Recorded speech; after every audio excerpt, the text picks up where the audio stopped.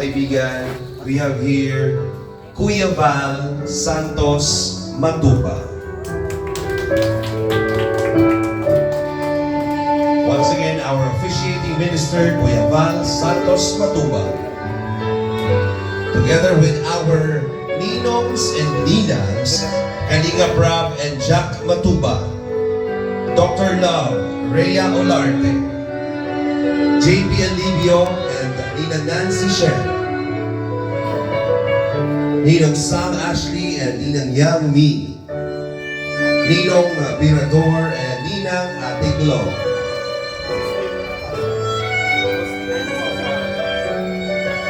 Gab Becerra and Bertus Woman, Ninong Pure Help and Vicky Asakawa, Ninong Kuya Brooks and Ninang Angie De Vera, Ninong Red Noveno and Ninang Arlene Oniel, Ninong Andy Kayakap and Ninang Bopil, Ninong Nathan Bernaldez and Ninang Tess Taneto, Ninong Caprondi and Ninang Federado, Ninong Val Santos Matubang and Ninang Inday Phoebe, Ninong Ricky Santos and Ninang Kalingap Lydia, Ninong Kuya Nel and Irma Gallo, Ninong Bobby TV 143 and Ninang Gina Bendilo, Ninong Dong Henry and Helen Zakal, Ninong Red Sain and Jacqueline Locosin, Ninong Kalinga Mick and Ninang Inday Siva, Ninong Jay Moreno and Ninang Susan Vergara, Ninong Maestro 21 TV and Ninang Lopez Roda, Ninong Tatay Papsi and Ninang Ethel Bonite, Ninong Starrox and Ninang Hayat Zamora, Ninong Roberto Santos and Ninang Angie Pangan, Ninong July Paunil and Ninang Teacher Air, Ninong Jubilito and Lori Dian Magalpo, Ninong Kuya Dolly and Ninang Dol de Mundo, Ninong Joey the Great and Ninang Laila Guerrero, Ninong Jose Andrino and Ninang Kalinga Pros. Mga kaibigan, ang ating mga ninong at ninang.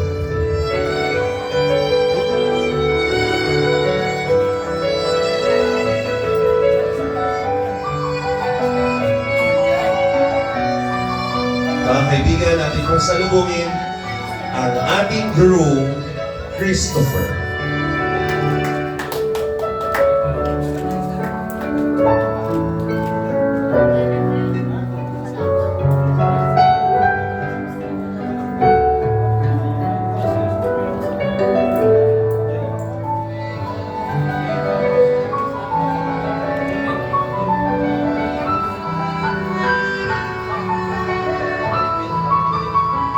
Sa ating court sponsors.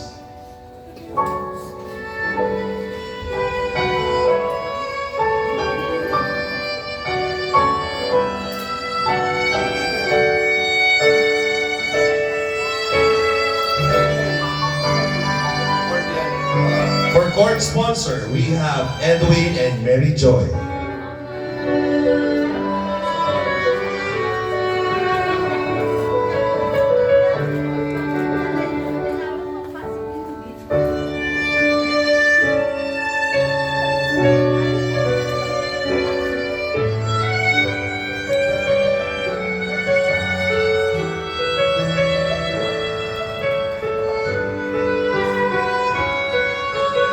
Our main sponsor and Bible bearer, we have Mr. J and Jezebel.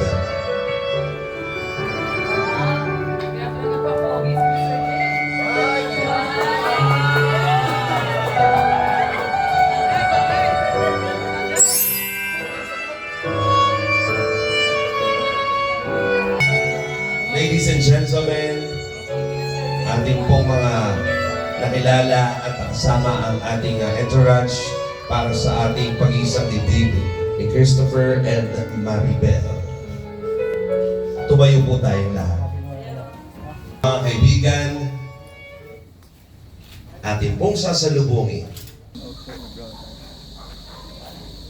Mga kaibigan, ating salubungin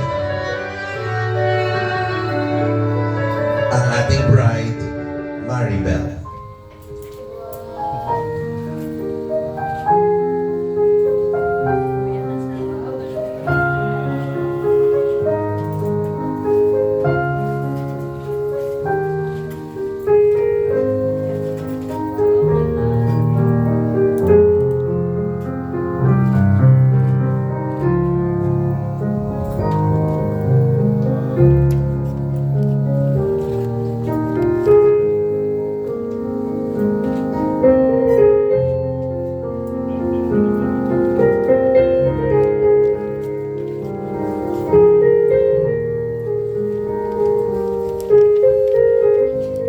Mga kaibigan, simulan po natin ang ating seremonya ng isang panalangin. Tananawagan po natin si Mr. J. Moreno.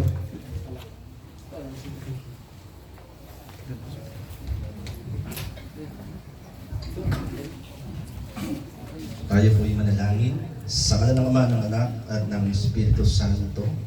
Ama naming Diyos, nagpapasalamat kami sa hapong ito, sa kung saan, Panginoon, narito po ang bawat isa po sa amin upang sama-samang saksihan ang gagawin mong pag-isang dibdib kay Christopher at kay Maribel. Padalangin po namin, O Diyos, ang iyo pong pagsama. Ikaw po ang magpalak sa lahat ng naririto. At ngayon pa lang, Lord, ay pinapasalamatan na namin ang tagumpay sa pag-isang dibdib, Panginoon, ni Christopher at Maribel sa gabing ito o sa araw na ito. Marami pong salamat. Itong aming panalangin hiling sa pangalan ng Panginoong Hesus, sa ngalan ng Ama, ng Anak, at ng Espiritu Santo. Amen. Magsimpo po tayo lahat. Uli po isang pagbati ng magandang gabi sa ating lahat. Para sa ating unang programa po ay ang ating seremonya ng pag-iisang dibdib ni Maribel at Christopher. At sa pagkakataon po ito ay binibigay ko na po ang mikropono para sa ating officiating minister, Kuya Val Santos Matubang. Okay po. So, magandang gabi. Gabi na ba? So, ang Kalinga po ay may programang ganito. Hindi lang kami nagpababahay or natulong sa mga mahirap na pamilya. Bagkos, nais namin po na tulad nila Maribel, Christopher ay nagkasama na hindi pa pala kasal. Tapos may anak na sila. So isang bagay po na gusto kong magpasalamat sapagkat magkaroon tayo ng license to solemnize. Kasi ang target natin ay mga kalingap, beneficiaries po ay matulungan pagka hindi sila kasal. Ilang taon na sila nagkasama? May bata na eh. Ilang taon na? Maribel. Ha? Pero ano kami, 6 years na kami. Isang taong nag-live-in. Pero 6 years na magjowa. Ang problema po, paano gawin yung pagpapakasal kasi walang budget, walang pera at yung mga papel na dapat gawin na hindi paano simulan. So tayo po sa Kalingap ay may programang ganito na ipakasal ang mga beneficiaries po natin under ng Team Kalingap. Walang palakpak dyan. Tunayan po, isa si Kuya Ruben, hanap po nga natin. Diba, nakikasal natin, marami ng anak. At hindi lamang sila, marami pa. May mga susunod pang mga ikakasal. Ay hindi po sila talaga inasal. So muli po, magandang gabi po sa lahat. Ang inyong abang lingkod. Maribel. Kuya Bal. So, tingin mo na yung saglit na yumuko at manalangin tayo sa ating presong wala. Lord, we acknowledge your present this evening, Lord. Ikaw pong siyang manguna, malwalhati, Panginoon, sa kalagitnaan po namin. Yan niya po na ang iyong patnubay at gabay ang siyang maghari at ang iyong kalooban at pagkilos sa gabing ito. Ito po ang kagasal namin ngayong habang ito. Christopher Balse at Maribel Espiritu. Kapong siyang kumilos sa aming kalagitnaan. Salamat po sa inyong ng biyaya at pag-ibig at pagmamahal. Sa pangalan ni Hesus Kristo. Amen. Amen. So wala pa niya tututol. May anak na eh. Ano? So ngayon po yung informal pong buksan ng seremony po para ikasal natin ang matagal ng magkasintahan for almost 6 years. At ngayon po ay nagkasama na at nagkaroon po ng isang anak. Nais ko lang po ating tingnan, buksan po ang Bible. Siyempre, Kristiyano tayo. Kaya Bible natin buksan. Ito po sa Book of Genesis, chapter 2, verse 21. Sabi dyan, sa unang libro ng Genesis, unang Biblia. Kaya pinatulog ng Panginoong Diyos ang tao. Sino po yung pinatulog ng Diyos? Si Adan.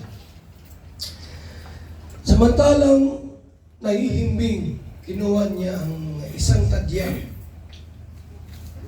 at pinaghilom ang laman o ang sugat sa tapat na yaon.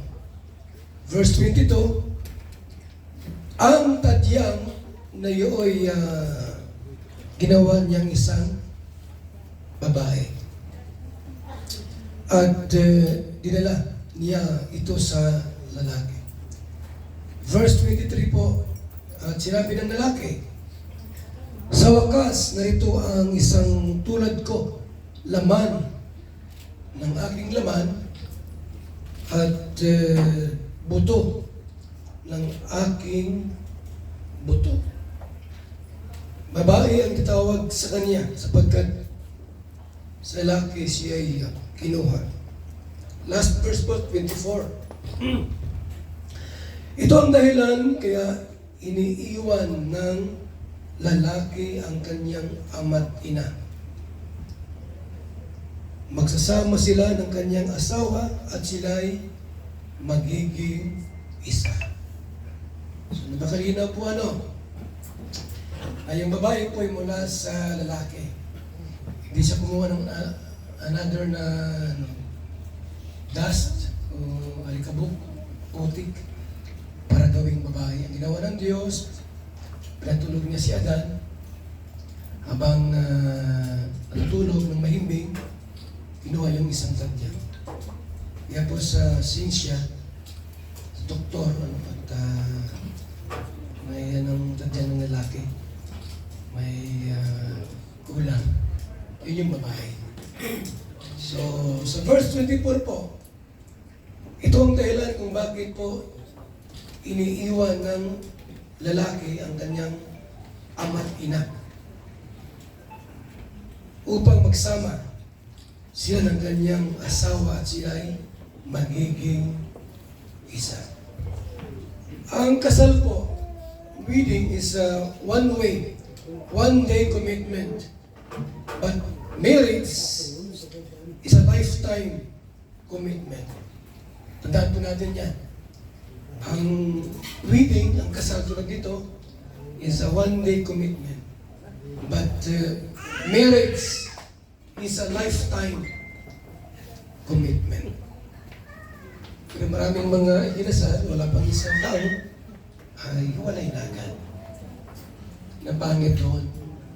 Ang daming handa. Bunggang handaan, pero after a year, o isang buwan lang, 2 buwan, nagkakahiwalay. But sabi dito, marriage is a lifetime commitment. Dito po, gusto lang po bigyan ng linaw tungkol sa pag-aasawa. Matala niya naman yung dalawa, nagsama na po sila. Para lalong tumibay po tayo. Ano tayong mas titibay yung pagkasama ng mag-asawa. Yan natin po na mangyari after ng kasal, malaman mo, hiwalay na. Pangit ano? Pangit yung gayon na after ng ilang taon, hiwalay na. Mayroong mga batas, ano po, sa pagsasama. Bilang mag-asawa, mayroong tinatawag ng law of priority. Law of priority. Batas ng ano? Ano yung priority sa Tagalog? Pinakauna. Prioridad. Verse 24, ito ang dahilan kung kaya iniiwan ng lalaki ang kanyang ama at ina at magsasama sila ng kanyang asawa. Iiwan mo yung pamilya mo. At ang una sa buhay mo na, yung asawa mo na. Anak, asawa, ang first priority. Hindi na yung magulang. Meron ang kwento, di ba, na pagka sabay kang malunod yung ano, nanay mo, asawa, sino unahin mo sa gipin? Mga ganong, ikaw, sino unahin mo sa gipin? Yung nanay mo, yung asawa mo. Ano yung pinaka-ano mo? Priority. Nanay. Iba, nanay naman. Ano? Or depende. Depende. Ano? Pero merong law of priority. Iiwan mo yung pamilya mo. Nanay, kapatid. Ibig sabihin po, sa Bible, ang una sa lahat, sa buhay mo, asawa mo na.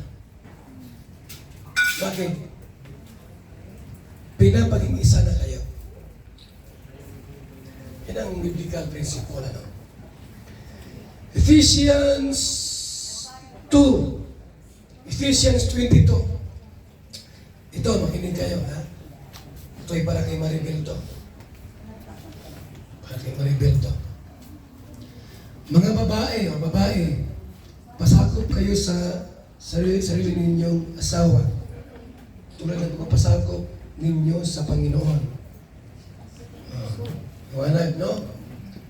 Ang babae po ay magpasakop sa asawa.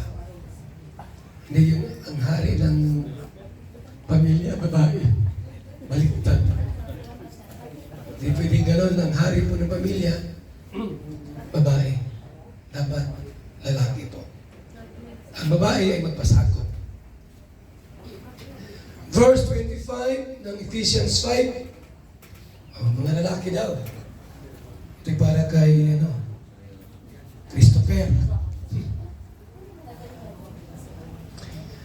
Mga lalaki, mahalin ninyo ang inyong asawa. Gaya ng pag-ibig ni Kristo sa Iglesia. So, ito yung utos, hindi ito basta sinulat na. Ito yung utos po sa mga lalaki na mahalin, alagaan ang asawang babae. Huwag na nating saktan o bagos mahalin, ibigin at alagaan. Yun yung law of priority. Law of priority. Kung gustong tumagal ang pagsasamahan, di ba? Kung gustong tumagal yung samahan ninyo bilang mag-asawa, alam mo na. Bago si nanay, bago si tatay, bago si lola, at sino pa? Asawa. ang first priority po natin. Bakit? Napakalinaw po sa verse 24. Kaya iniiwan ng lalaki ang kanyang ama't ina.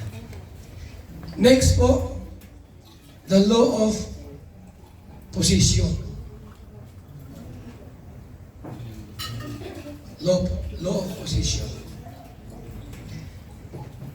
Depende sa anong paniniwala ng tao. No? Hebrew 15 o 13:4. Ano sabi ng Bible?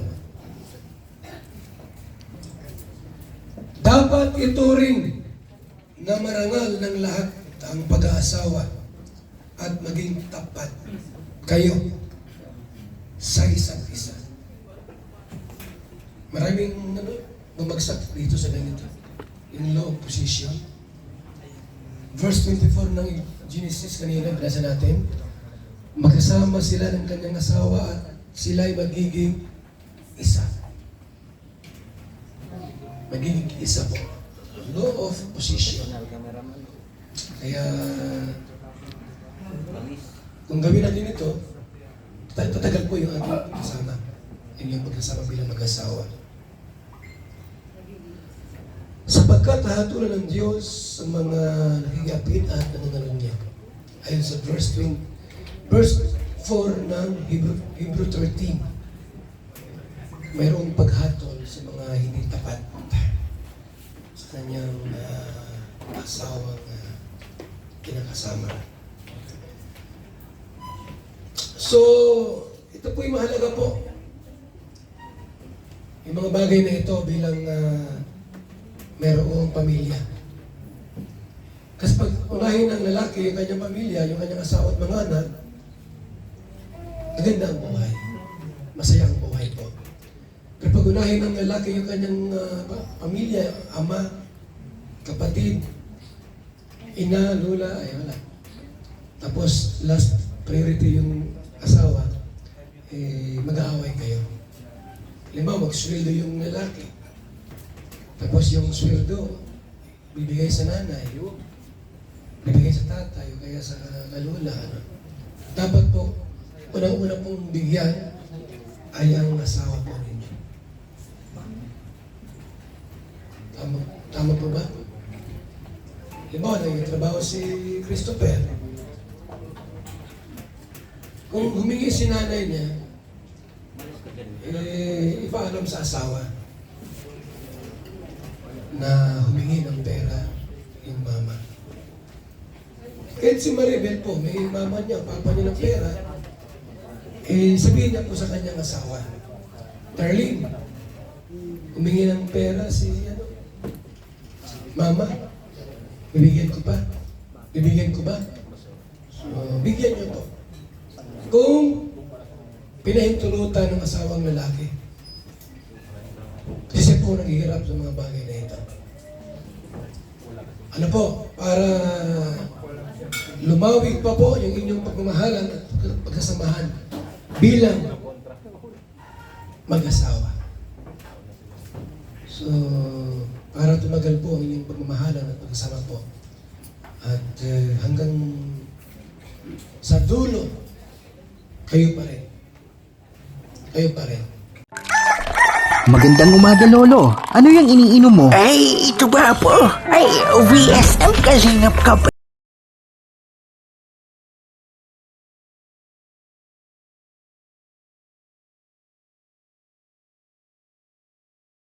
Kalingap Kape 9-in-1 Healthy Coffee Mix. Ang kaping may puso. VSM Kalingap Kape. Sa mga gustong umorder, tumawag lamang sa numero ni Kuya Val 0929-1132-469. VSM Kalingap Kape. Ang kaping may puso. VSM Kalingap Kape. Ayos, Lolo. Yan na lang din ang iinumin ko. VSM Kalingap Kape.